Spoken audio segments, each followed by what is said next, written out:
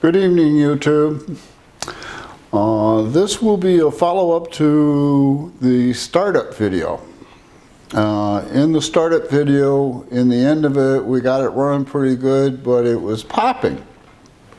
So we decided to go looking for the pop. My son suggested that we take a look at the valve lash, and we're going to back the valve lash off to a half a turn. But that's not the cause to the problem. Let me show you the spark plugs. First thing you'll notice is that the plugs are quite rich. They got a lot of soot on them. I believe this was caused by us not getting it fired right up. It took us a while to get it running right. We need a new set of spark plugs. And I'll show you why we need a new set of spark plugs. This is a spark plug out of cylinder number 5.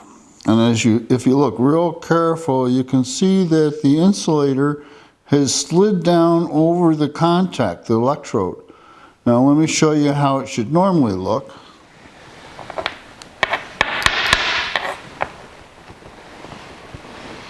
And now you can see that we have a normal electrode with the ceramic collar up into the spark plug. So I think this is the cause of the popping. We were actually getting a cylinder that wasn't firing all the time.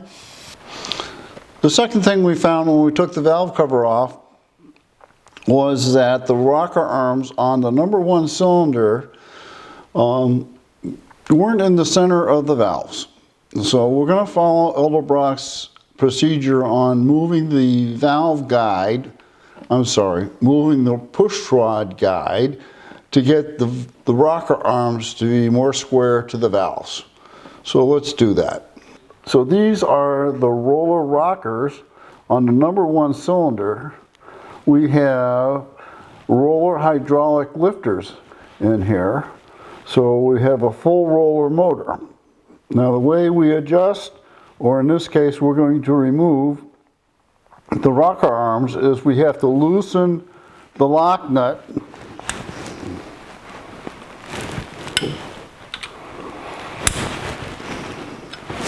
and then loosen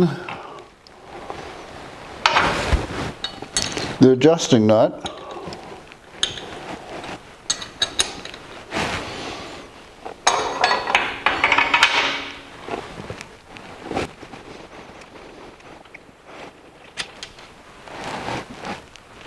And taking the lifter off, the rocker off. I should explain that what I've done is I've rotated this engine so that this number 1 cylinder is on a compression stroke and both valves are closed.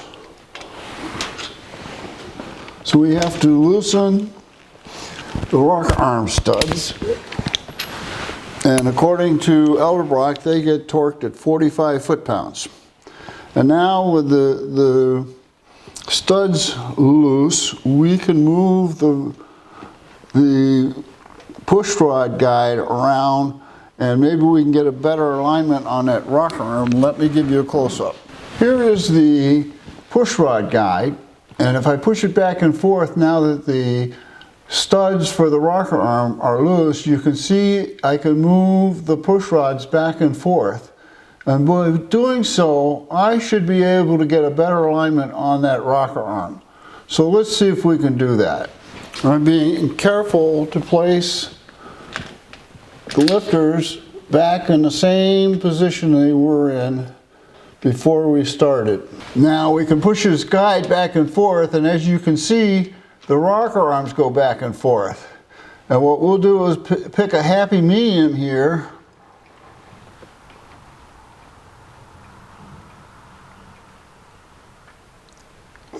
And that's pretty good.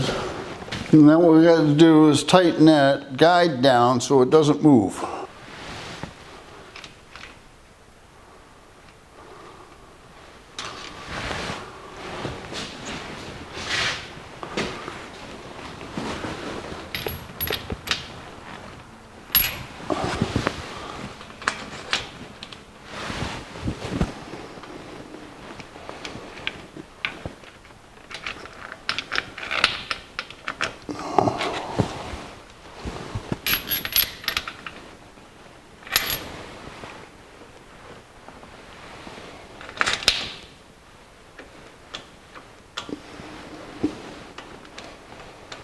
That's much better. Much better.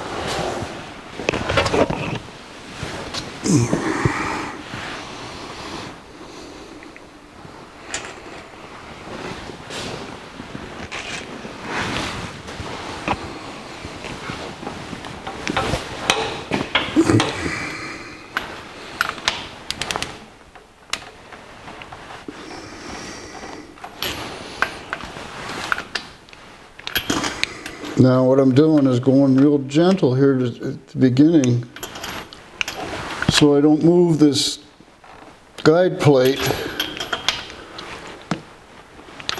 Okay, I think we successfully have it snug down. Now we got to go to 45 foot-pounds. Right there. And the same thing here.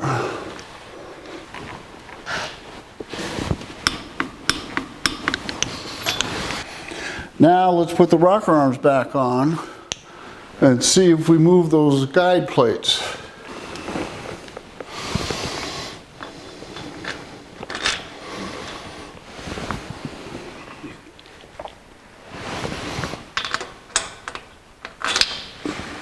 Okay. Looks good to me. Let's take a close-up look. Compared to what it looked like before, that looks much better. Those rollers are pretty much right in the center of those valves, and we can go on to the next step, which is we're going to adjust each one of these valves. Now, there are multiple ways of adjusting hydraulic lifters, and I have conflicting ways of adjusting. And what I'm going to do is on the compression stroke on each cylinder, I'll do it by adjusting both valves at the same time. I'll get zero lash by spinning the push rod until I feel a slight resistance, and then I'm going to go 1/2 turn for the preload, and we'll lock them down at that point. Last thing I do before I move on to adjusting the valves is put a little assembly lube on the end of the push rod and on the valve stem. Now, I don't know that that's necessary, but I had it apart. I didn't have the push rod out, so I had to assume that that's fine.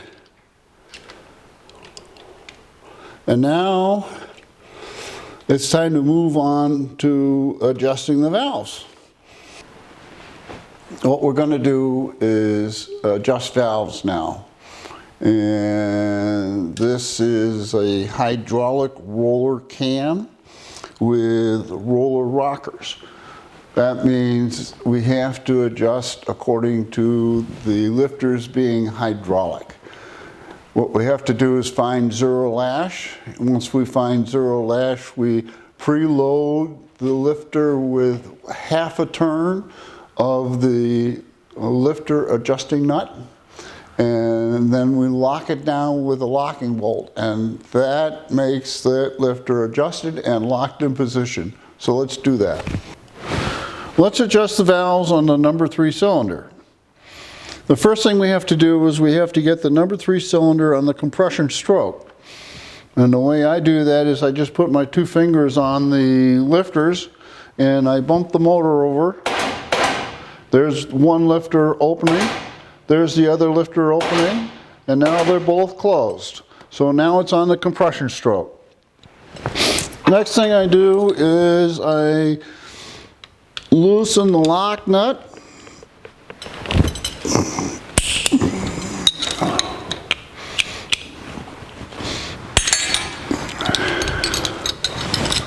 And then back the adjuster nut off.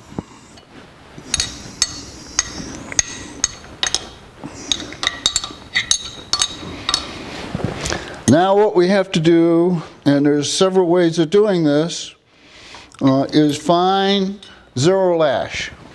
And the way we find zero lash is we either spin the push rod and tighten the adjuster nut at the same time until the push rod has resistance, and that would say that that is now at zero lash, or what you can do is you pump up and down on the push rod, and as you pump up and down on the push rod, you tighten the adjuster nut.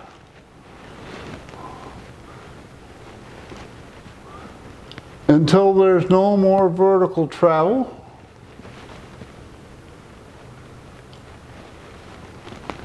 And according to the internet, that's the more sensitive way of doing it. Personally, I like the spin method. It's a much more positive adjustment. So that's at 0 lash.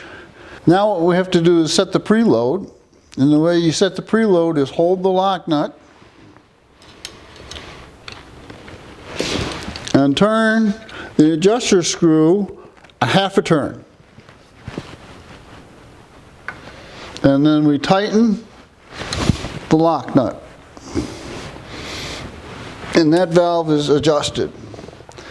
Now, what we have here is a motor that's run and the lifters are fully pumped up, which is different from having a box of lifters that are brand new. Box of lifters brand new, you soak with oil and you put it in the motor and you do just what I just did with a fully pumped up lifter. Again, according to the internet, what happens is even though when you tighten the adjuster nut and the lifter is fully pumped up, so you're opening the valve a little bit, the lifter bleeds down, and then there will be no more excessive load on the valve. What have we accomplished? Well, we adjusted the geometry on the rocker arms on the #1 cylinder, which gave us much better contact between the roller tip of the roller rocker and the valve stem. We adjusted all the valves to have 1/2 turn of preload on each one of the hydraulic lifters. We replaced the spark plugs with another set of spark plugs that are not necessarily correct for the engine because it may have the wrong heat range, but for now it'll run. And we're going to now see if this thing will run.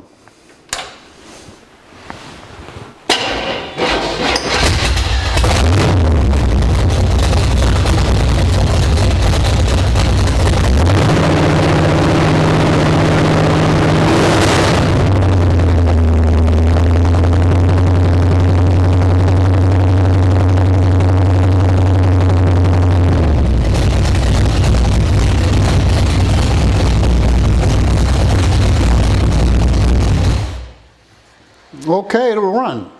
And I hear no popping out of the exhaust, so I think we got rid of that with that defective spark plug. So there'll be more.